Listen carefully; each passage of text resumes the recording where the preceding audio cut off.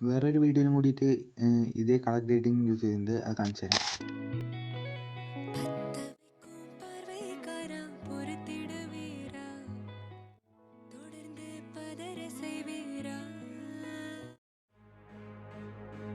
അപ്പോൾ ഈ colour grading ചെയ്യാനായിട്ട് നമുക്ക് ആ ഒറ്റ ആപ്ലിക്കേഷൻ്റെ ആവശ്യമുള്ളൂ.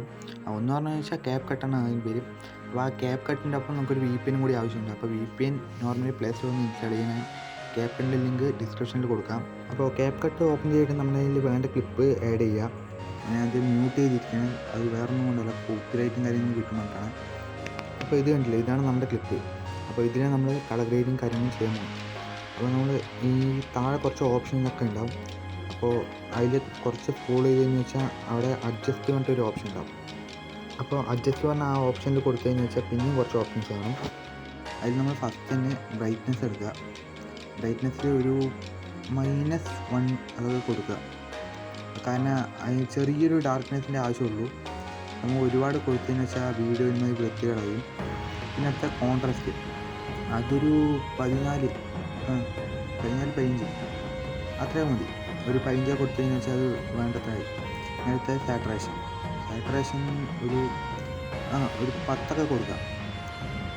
10 ഒരു നോർമലുള്ളതാണ്. പിന്നെ ബ്രില്യൻസ് ചിലതിൽ എക്സ്പോഷർ ആയിരിക്കും, അതൊരു -9 കൊടുക്കുക. പിന്നെ ഷാർപ്പിന് ഒരു 23-24 ഓക്കെ, ആ ഒരു റേഞ്ചിൽ കൊടുക്കുക. ഇത് ഒരുപാട് കൊടുത്തതെന്ന് വെച്ചാൽ ഒരുമാതിരി ഗ്രെയിൻസ് വരുന്ന പോലെയൊക്കെ തോന്നും. പിന്നെ ഹൈലൈറ്റ് അത് വീഡിയോക്ക് അനുസരിച്ച് കൊടുക്കേണ്ടി ഒരു 16 കൊടുക്കാം. ഒരു 16-18 ഈ മൈനസ് കൊടുത്താൽ മതി. പിന്നെ അടുത്ത് ഷാഡോസ് ഒരു 2+2 കൊടുക്കുക.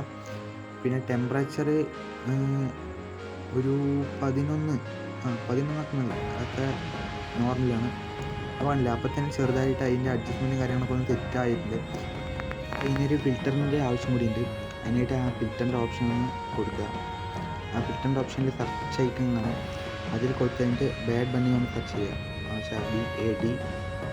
BADBUNNY അത് സെർച്ച് ചെയ്ത് കഴിഞ്ഞ് വെച്ചാൽ ഈ രണ്ടാമത്തെ കാണുന്ന ഫിൽറ്ററാണ്, അത് അപ്ലൈ ചെയ്യുക.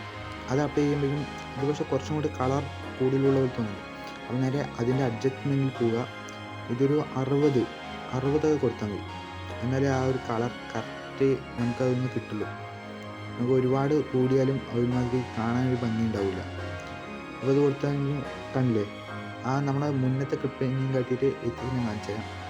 ഈ രണ്ടും ഞാൻ ബാക്കിൽ വെച്ച് കഴിഞ്ഞാൽ ഇനി പ്ലേ ചെയ്ത് നോക്കുമ്പോൾ ഇതാണ് നോർമൽ ക്ലിപ്പ്. അതിന് കണ്ട ആ ഒരു സിനിമാറ്റിക് ലുക്ക് വരുന്നത് നമുക്ക് മനസ്സിലാവും. ഞാൻ ഇനി ഇതുണ്ടായിരുന്നു നമ്മൾ ഷെയ്നിൻ്റെ ഒരു ക്ലിപ്പുണ്ട്, അത് ഞാൻ കാണിച്ചു തരാം. ഇവിടെ ജസ്റ്റ് ഒന്ന് കട്ട് ചെയ്തിട്ട് കുറച്ച് ബാക്കിൽ വെച്ച് തരാം. അപ്പോൾ നിങ്ങൾക്ക് പെട്ടെന്ന് കാണുമ്പോൾ മനസ്സിലാവും. ഇത് നിങ്ങളുടെ ഏത് നോർമൽ വീഡിയോ ആയാലും ഒരു സിനിമാറ്റിക് ലുക്കും പിന്നെ അത്യാവശ്യം ക്വാളിറ്റി ഉള്ളവരെയും കാണിക്കാൻ ഈ ഫിൽറ്ററും ഈ അഡ്ജസ്റ്റ്മെൻറ്റും ചെയ്താൽ മതി. ജസ്റ്റ് പ്ലേ ചെയ്ത് കാണിച്ചു തരാം. ഫസ്റ്റ് തൊട്ട് കാണിച്ചു തരാം.